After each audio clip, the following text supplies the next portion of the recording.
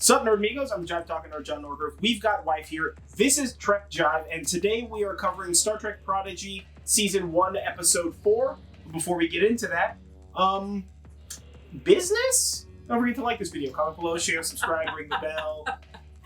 We have a Patreon if you want to support more gangster stuff like this. We have a podcast called the Horn and Cauldron Podcast. Check that stuff out. We'll go into details about all of this stuff later. And we have an Etsy shop that we're running a sale on starting in like a week. Starting on the 17th. Starting on the 17th, yeah. And going through December 3rd, so that y'all can stock up on tie-dye and witchy stuff and embroidery. Just fun, weird shit. So yeah, check that out. We will talk more about that later. So let's get into Star Trek Prodigy. So this episode was called Dreamcatcher. Mm-hmm. All right, and I like this episode. I thought this was a really good episode. This episode built universe well. I feel like we didn't really build character very much. No, we didn't. I mean, we got a little, but like not really. It's mostly the same. But it built universe and it presented some cool stuff. Again, they're just references. So they got a lot of references and shit, and we got introduced to some cool new stuff and things like that. What did you think about it? I thought it was fun because like we got to go to another planet and it was like an adventure. You know, they had to like explore the alien planet and then like fight off the evil alien like native inhabitants. Yeah. Or inhabitant. It's really unclear whether it's one thing or all things. But it's mycelium, so it's one thing which is also all things, which is also one thing but made up of all things. Yeah. Okay, so since we're clearly getting into spoilers premature spoilulation over here. It's just a live planet that has one network of shit, right? So I mean, I would say that it's doing the what's the name of the planet? Pandora from Avatar, the tall blue guys. Not the shitty live action in like Shabamablum disaster. And that movie was so bad that I no longer am allowed to say his whole name in the proper way. Like, I don't even give a shit. That's how bad that movie is. Yeah, you fucking ruined millennials' happiness. Eat a dick, bro. Yeah. Do better. Shit. So in Avatar, like the trees were all connected by like glowing blue lights or whatever. Yeah. So that's clearly what it was, right? Glowing blue light trees. Except for this time, instead of trees, it was ivy, and instead of regular ivy, it was the shit that Nightmares is made out of. So let's just get into it. Basically, our crew like finds a planet in the Hirogen system. Tiny reference to the Hirogans, the species from Voyager in the Delta Quadrant. Which species? Who are they? The Hirogans are the warrior ones who wear the blue metallic armor. They stole Voyager, remember? They tore out a bunch of its interior spacing to convert the holodeck into this like multi-deck wide hyper holodeck where they pretended to be Nazis and in German-occupied France. And the Voyager crew pretended to be rebels. Remember that? I do remember And the that. Doctor, who was the only one who remembered, was able to implant a code into 7 of 9's. Yeah. Implant to be able to break free. Yeah, I remember all the episodes of Voyager very detailed-wise. I've seen Voyager so many times through. Janeway's my fucking all-time favorite. Again, fight me. You know the drill. But so that's the Hirogans, right? They're like Delta Quadrant Klingons. Okay. Ish. Right? Like Delta Quadrant TOS Klingons. They're just like warriors and then not described super greatly about like their inner culture and stuff. Just wait. In like a few seasons of some show, you're gonna have like a Hirogen like crew member the same way that they had Worf on Next Generation. And that actor, if he's passionate enough about Star Trek and his role on that show, he will define that entire species a la Worf, Spock, what's his name from DS9? I'm so sorry for not remembering that, even though I like literally just read a thing about it the other day. For defining so much character into the Cardassians. I mean, generally a lot of Star Trek is really informed by the actor who, the actor who becomes passionate about that and then like builds it into a whole thing. Yeah. No, the Hirogans were pretty dope. We don't get to see any of this, but it was it's like a nice little nod. I was just like, the Herojans. And Julie was like, I don't know what you're fucking talking about. I was like the guys from Voyager, and I was like, she didn't know still. So, even though it's definitely an episode that we've seen. A bunch. There's a bunch of episodes with them. There's also the episode where, who is it? Chipotle and 7 of 9, or maybe Harry Kim and 7 of 9. Somebody in 7 of 9 get kidnapped by the Herojans, and they're like, we're gonna escape. And then, like, one of them is trying to be like, you know, like, maybe if you guys teamed up, trying to, like, word them into, like, democracy, word them into, like, not being dicks and stuff like that. There's a bunch of Herojan episodes. I see. Yeah. They're good. They're a good enemy in Voyager. I enjoy them. But so it's in the Herojan sector. It's a Class M planet. Like, no life detected. They land, right, and they're like, we're gonna go explore this planet. And then the captain, who is a piece of shit. Let me tell you what. I do not like this kid. I want them to like be like, oh, we discovered your homeworld, and his parents be like, oh my god, Tim or whatever. We found you, we love you. And then Janeway be like, yeah, this is Captain Tim. Here's a list of the accolades that he has. And then it says like all of his captain's log. And his mom is just like, you're on timeout forever. Yeah, go to the timeout dungeon. It's full of snakes. Because it's snakes. Space regular snakes. There's just regular snakes in space. But they have snake jazz, which is, you know, cooler than regular jazz. But yeah, so Dal, this is his name. Dal was just dalling it up, being an ass, not wanting to listen. Like Janeway had to flex, like we'll call Daddy Federation on you. Shit. Like, this is the thing. All right, so we've seen some reviews on this show, and like I've read some articles and stuff like that, and I wanted to get into this. A lot of people are like, how are these idiots really? How are these idiots pulling the wool over, like, hologram Janeway's eyes? And I think that, and from the very beginning, I have thought this, but I just didn't bring it up in the last review. There's no way in hell she does not know. They are deaf faking it. One, they are out loud talking inside of a ship that has ears everywhere about their shit, right? And two, they're definitely not Federation. They don't understand, like, basic shit. Yeah. As an example, on this one, Dal takes off in the like hyper Humvee, right? And everybody else is just like, I guess we're gonna go our separate directions. They immediately split up. And like, dude, almost got killed. Listen, I get that they grew up on a prison colony, so they probably didn't have like good horror movies or something like that, right? But never, ever split up. Never split up. It's so dumb. Oh my fucking god. Right? They split up. What happens? Each one of them gets attacked by the bloody carnivorous space ivy. Like, yeah. What are you fucking doing? And the other one who saw through the ruse was Dal. And that's only because the space ivy decided to use Janeway in it, which technically wouldn't even make any fucking sense, because if the space ivy is like reading their minds or some bullshit, right? In order to like project what they desire before it eats them or whatever.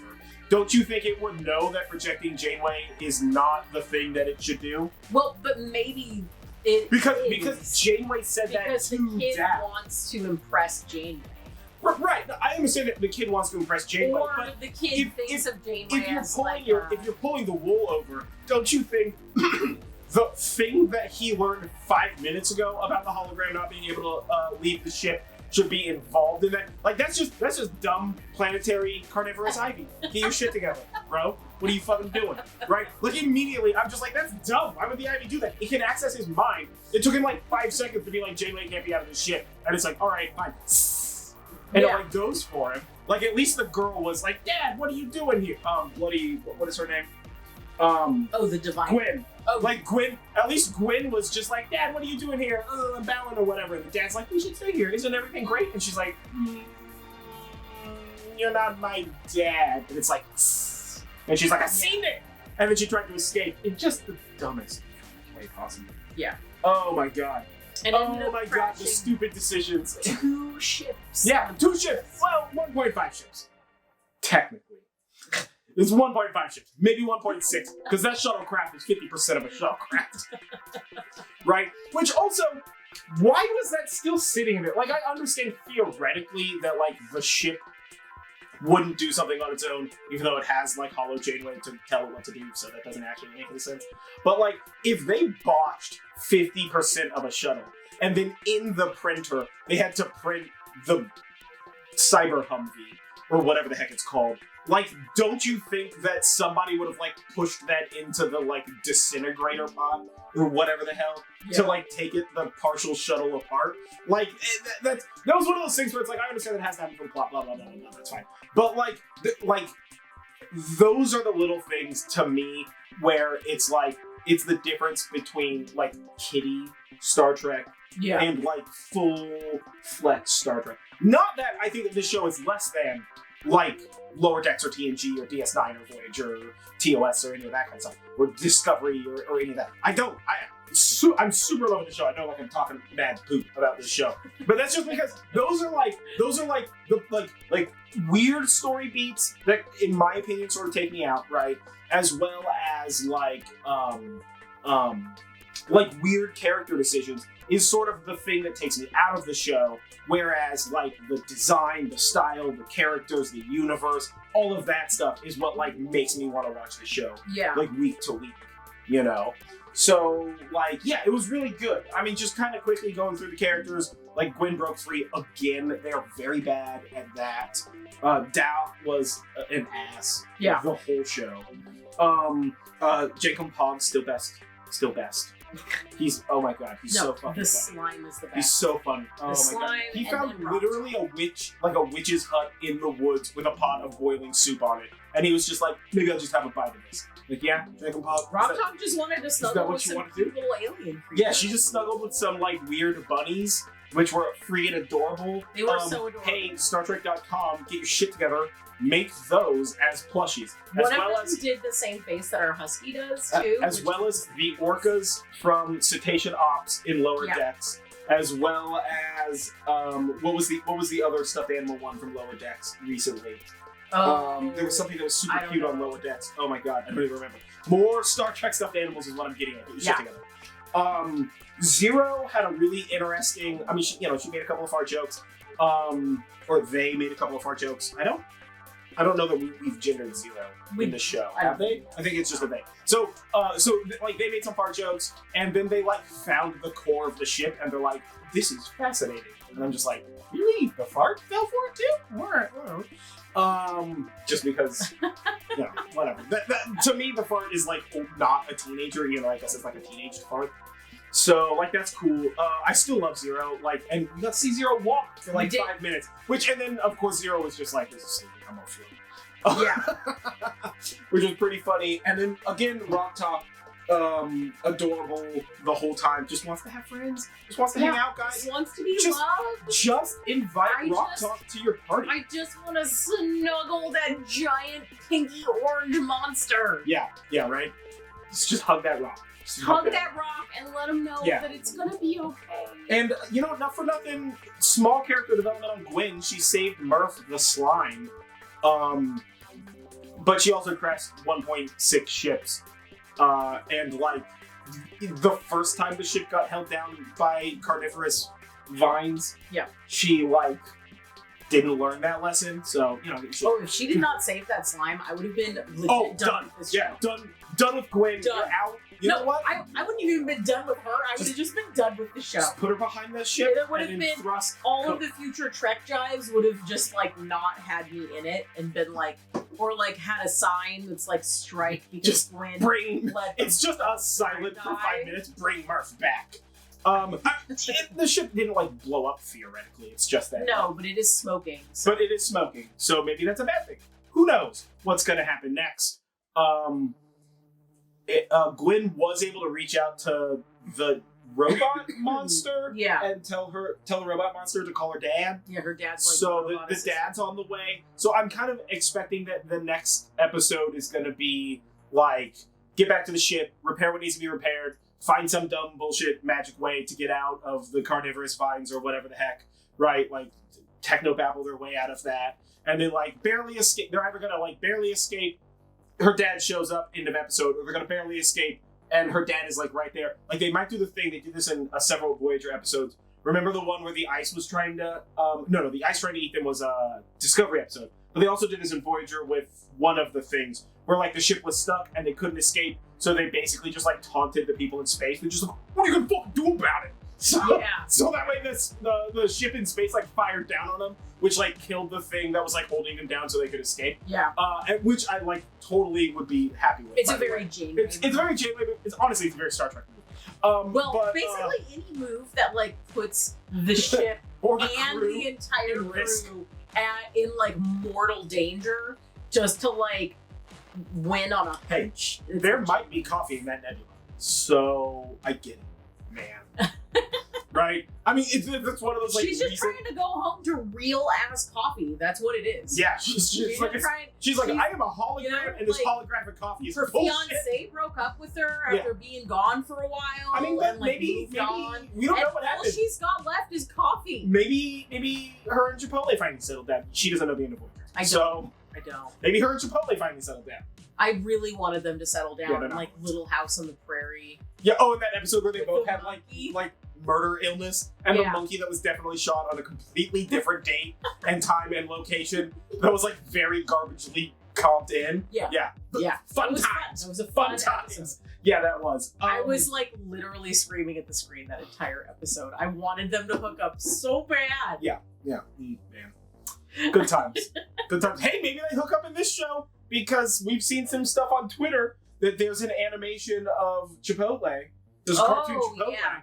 So maybe I can't even literally begin to fathom how the fuck that makes any sense. Like there's just like secretly a second hologram on the ship. What the fuck is that?